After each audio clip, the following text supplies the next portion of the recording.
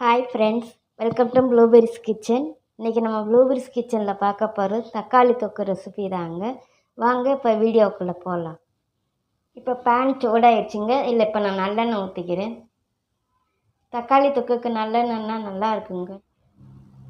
எண்ணெய் சூடாயிடுச்சுங்க. இப்போ இதில் நான் கடுகு சேர்த்துக்கிறேன். அப்படியே உளுந்தம்பருப்பும்.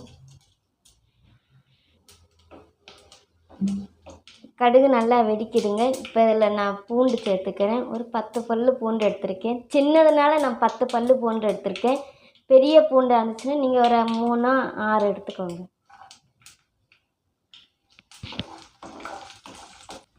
இப்போ இதில் ஒரு பெரிய சைஸ் வெங்காயம் சேர்த்துக்கிறேன், நல்லா பொடியாக கட் பண்ணது. இப்போ இதையே நல்லா மிக்ஸ் பண்ணிக்கிறோம். நான் இப்போ வெங்காயம் வதங்குறதுக்கு மட்டும் கொஞ்சம் உப்பு சேர்த்துக்கிறேங்க.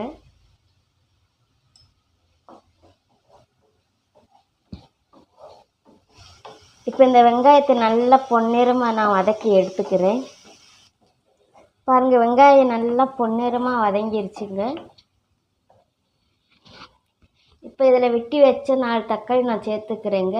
சின்ன சைஸ் தக்காளி தான் நான் எடுத்தேன், அதனால் நான் 4 எடுத்திருக்கேன். நல்லா பொடியாக கட் பண்ணியிருக்கேன். கொஞ்சம் கறிவேப்பிலை,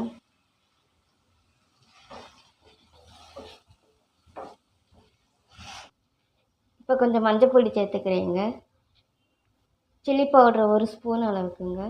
பச்சை மிளகா ஒன்றும் போடலை, இதுக்கு நான் உரப்புக்காக மிளகா பொடி தான் நான் சேர்க்குறேன். கொஞ்சம் கலருக்காக காஷ்மீர் சில்லி பவுடர், மல்லிப்பொடி 2 ஸ்பூன் அளவுக்கு சேர்த்துக்கிறேங்க. இந்த ஸ்பூன் அளவுக்கு தாங்க நான் மல்லிப்பொடி சேர்த்துருக்கேன். இப்போ தக்காளி வதங்குறதுக்காக நான் உப்பு சேர்த்துக்கிறேங்க. ஏற்கனவே வெங்காயம் வதங்குறதுக்காக கொஞ்சம் உப்பு சேர்த்துருந்தேன். இப்போ தக்காளி வதங்குறதுக்காக உப்பு சேர்த்துக்கிறோம். இப்போ எல்லாத்தையும் மிக்ஸ் பண்ணிக்கிறோங்க. கொஞ்சம் பெருங்காயத்தூள் சேர்த்துக்கிறேன். இப்போ இதில் கொஞ்சம் நான் தண்ணி சேர்த்துக்கிறேங்க. மசாலா பொடி எல்லாம் போடவும் கொஞ்சம் கருகிறதுக்கான சான்ஸ் இருக்குது, அப்போனால கொஞ்சம் தண்ணி ஊற்றிக்கிறேன்.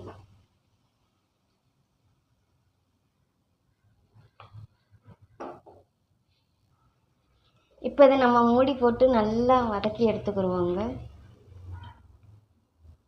இப்போ நம்ம பார்த்துக்கலாங்க. பாருங்கள், தண்ணி எல்லாம்